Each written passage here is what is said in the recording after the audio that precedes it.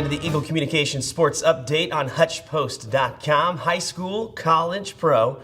We keep you in the know. As always, Glen Grunwald. I am Daren Dunn. We start right out of the gates with HCC Football getting a victory 43-26 over the Conquistadors. But Glen, really, it seemed like a lot closer game than that for a long time, and it didn't start off particularly well for the Blue Dragons. 2 carries in the beginning, 2 fumbles.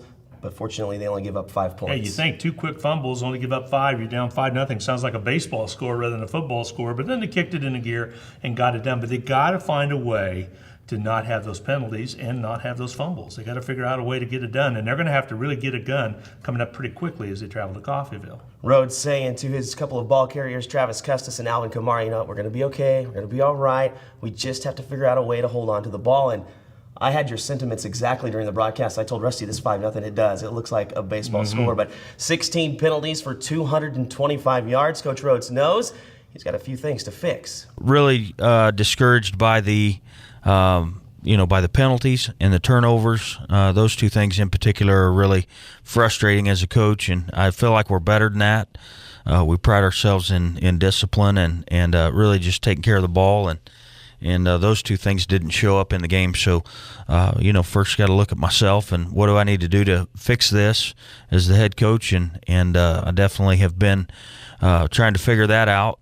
But our guys, I do think they understand. We just got to be better. We've got to fix the turnovers and fix the silly penalties. Of course, after the first few fumbles, Glenn, the team shakes it off. Alvin Kamara goes for 3 touchdowns, 165 yards. Braden Smith, how about this, 123 yards, a touchdown on the day. Glad to see him get pay dirt. He gets a long 63-yard run, gets all the way down to the 1, and then the Dragons are turned away, and he actually had to come out of the game with cramps. Yeah, he showed what he could do early on in the season, but I've really kind of been waiting for him to break out. And as we've had the breakout game from Custis, we've had the breakout game every game from Kamara. Good to see Smith get over 100 yards. And again, cramps. It was a warm day. It was an afternoon game, so hopefully that won't carry on into these fall games that we'll have coming up. Really windy day, only 9 completions for the Dragons quarterbacks, and we kind of thought back to the Butler game, maybe Dalton Demas was going to be the guy, and they've kind of switched not only time, but these 2 quarterbacks have looked different in each week. This last week, 7 completions then for Kalen Ben. He throws for more yardage,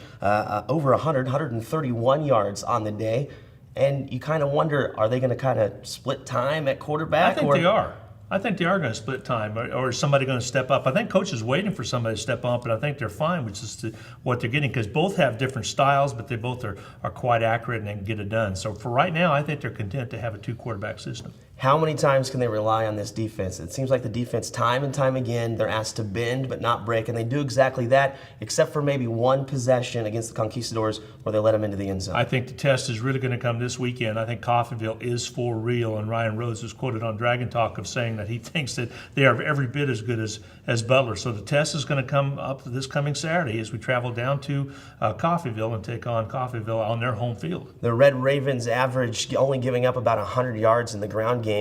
Enter the Blue Dragons, who average over 300 yards in the ground game with Alvin Kamara, Travis Custis, and of course, throwing into that triple-headed mix, Braden Smith. We look now to HCC Volleyball, 6 losses overall, but still undefeated in conference play. The only loss in the Blue Dragon Classic against the familiar name Iowa Western. They then sweep Garden City. How about Lauren Darby, Aubrey Wilson, 9 kills each. Upcoming, they are on the road against Cloud, Barton, and Garden.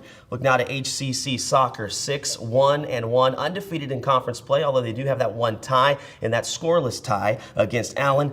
8-0 over Kansas City at the Salt Hawk Complex. Williams and McNair, they net 2 goals each. Jen Rogers, we've talked about her quite a bit. 7 shots on the goal, only came away with 1, but she also does get an assist. Upcoming, they'll be against Barton in Great Bend. The Cougars are 5-4-2. High school football. Hutch drops another one, 35-28. They're now 1-3 on the season. To Derby, they lose. They reel off 21 points in that 4th quarter. What is it with this team and the concept of too little, too late? They got to get it to going. They got to get all 4 quarters kicking in. I know Ryan Cornelson is concerned about that. Fell behind 35-7, like you indicated, and were able to make a run at it. Even had an opportunity to have the football late in the contest and fumble the ball away on a muff punt.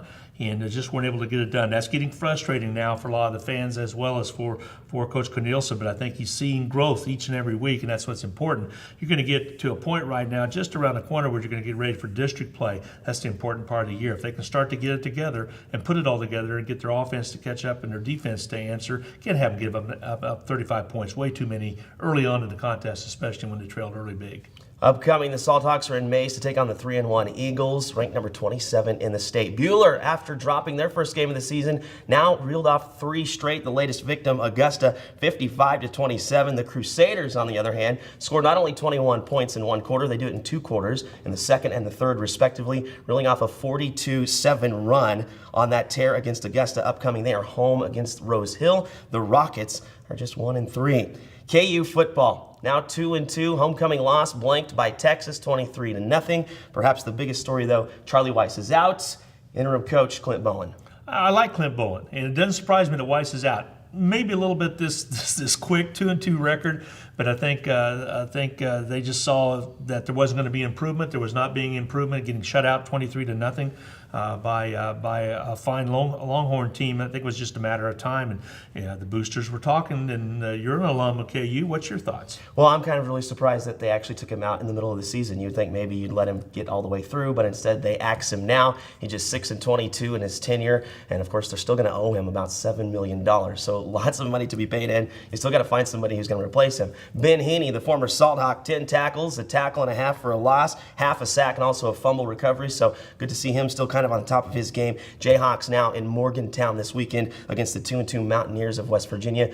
There could be some couch burning this weekend. Kansas State football, of course, after that close loss to Auburn, they get back on the right track, 3-1 after a 58-28 victory over UTEP. Cantelli misses those 3 field goals against the Tigers, doesn't even get a field goal attempt against the Miners. Yeah, but the Miners really weren't that much of a push for K-State. K-State's playing very good football, and they're going to be there. They're going to be there when it counts, and being a situation where they're going to get this experience. I think coming off that Auburn loss, they know they could have won that ball game. So I think the momentum carried over with home cooking against UTEP, and UTEP just was not ready for the onslaught that K-State showed them. Wildcats next against the Red Raiders of Texas Tech. How about the Kansas City Chiefs? 0-2 start. Now 2-2, including that huge Monday Night Football victory, 41-14 over the Patriots, and they reset the loudest stadium record at 142.2 decibels. How good did the Chiefs look? They look pretty doggone good. There's no doubt about it. They're still getting hurt with injuries and everything, but it just shows you, were they that good or were the Pats that bad? That's a good question to ask, but they really rolled it over. And again, maybe it was the shadows of Royal Stadium that bothered them. It was the fact that all the Royals are getting all the attention with being in the playoffs. You're going to talk about that later. But Chiefs, I like the all red. Haven't seen the all red very often. Like the all red uniform. Kind of remind me of Louisville a little bit.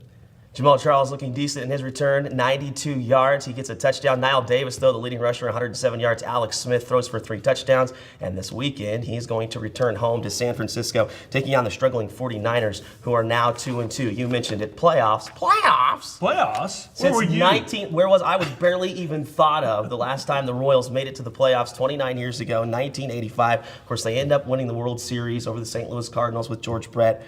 But now, we thought earlier this year the Royals would have to get to 90 wins. You know what? They got to 89. They get into the wild card. Now, first, your thoughts on just a one-game wild card setup? I like the one-game wild card. I like the wild card setup. 29 years ago, they didn't have the wild card. It was 2 AL teams, 2 NL teams.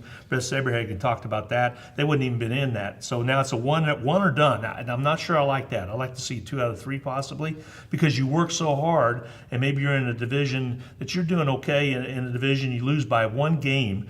I really would like to see them win the division. Then they could extend it a little bit. But hey, that big game Shields is going to pitch tonight. James Shields is going to be the pitcher. I like their chances. They're at home. They're excited. Kansas City's excited. I like that for part of it. I think the wild cards had a lot to do with baseball. NBA, everybody gets in. NFL, you have the adequate systems to be able to get in. Baseball, finally, a few years ago, starting letting the wild cards get in. I think it's a good opportunity to extend some guys having a good season to be able to extend that a little bit better. The draw is going to be tough, though.